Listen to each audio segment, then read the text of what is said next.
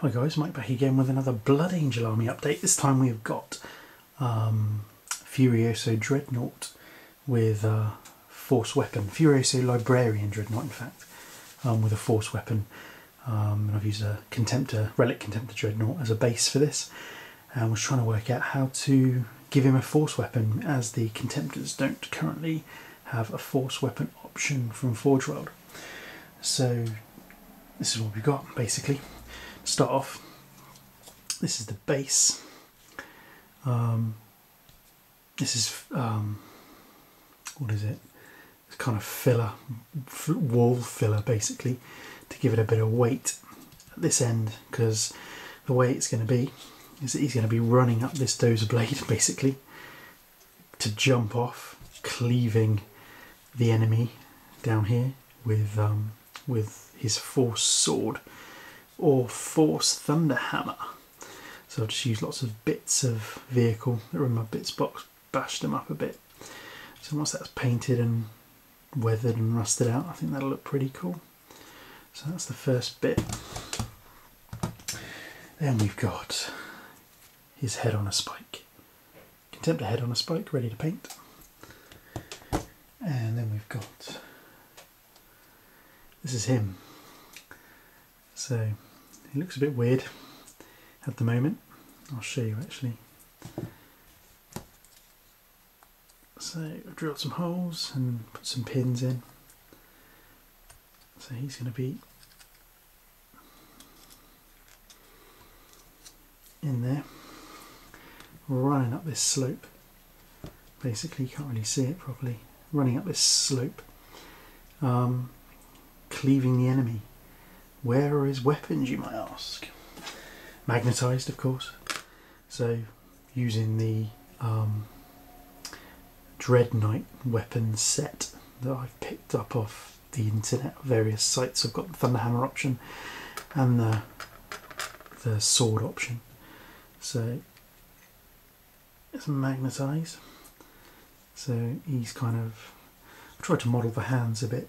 So I've used a hand from the Dreadnought expansion, or the Dreadnought box kit, just for ease really, and magnetise that in. And this is kind of like a knuckle duster type effect, you know, sort of a you know, with the skulls there from the actual hand. But just use that as an attachment. I think it looks okay. And then grasp the fingers around as if he's coming down to smash someone on the head. So I think the sword looks better myself. It's much bigger, much more in keeping. It's massive. So, but I like the way it works. Oops, he's just fallen off his base there. So that's kind of that. Glued a little skull on the fist there, because he's got a hole in his fist, and put a purity seal on there because again of the hole in the fist. So that's it basically. So that's him. This will probably take me about 2 months to paint, the way I've been painting, my sort of time frames and stuff. So it'll be seconds for you, and I will catch you in a sec. Hi guys, and we're back. It's a good couple of weeks since I showed you the last bit of the Contemptor Dread, and now it's finally finished. He's all done, glued up and ready to go. So, right, let's have a look at the base first.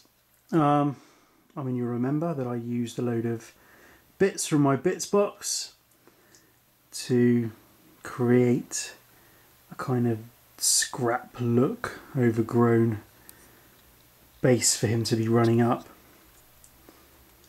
So weathered with washes and weathering powders to give it kind of an aged look. I've used this grass effect from Woodland Scenics. I've used these tufts of grass from Games Workshop, Mordheim tufts, and these leaves from Base Crafts. Really cool, really good. I'm well pleased with those. It just gives it a little bit more of an element of something, of realism, yeah. I'm really pleased with them. And we've done some leaves and undergrowth underneath where it would naturally occur, and under here as well, which I quite like. But yeah, really pleased with the base. I think the base has come out lovely. So what about the main guy, the Contemptor Dread himself?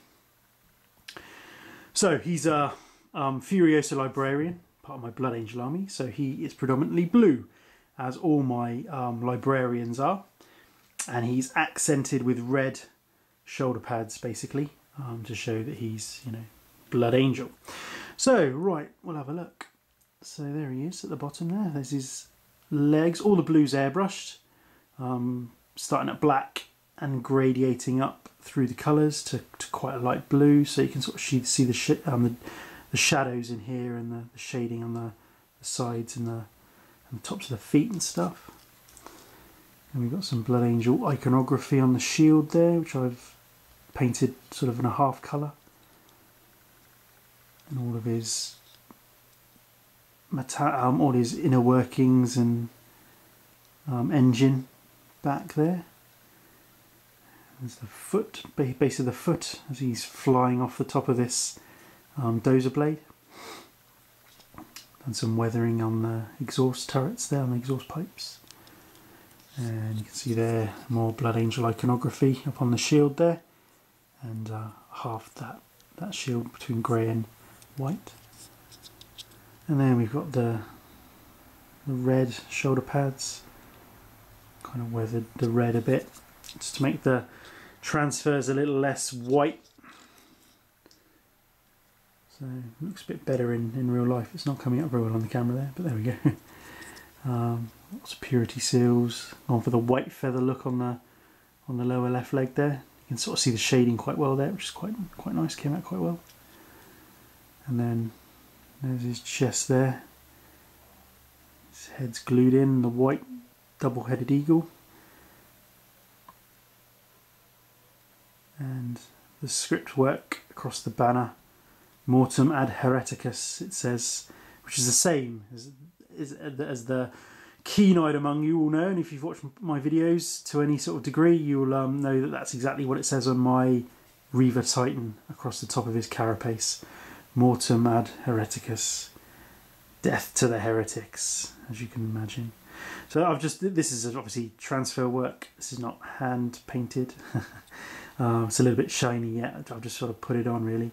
So, but it's going to come good. I'm going to put some decal softener on it, and there's already been a load on there. But I'm going to the decal paper I use is really thick, and I put about 4 or 5 coats of lacquer on it to kind of make it go off, if you like. So I'm going to need quite a bit of decal solvent on there just to calm it down a bit, and then once it's varnished, it'll look like it's been painted on.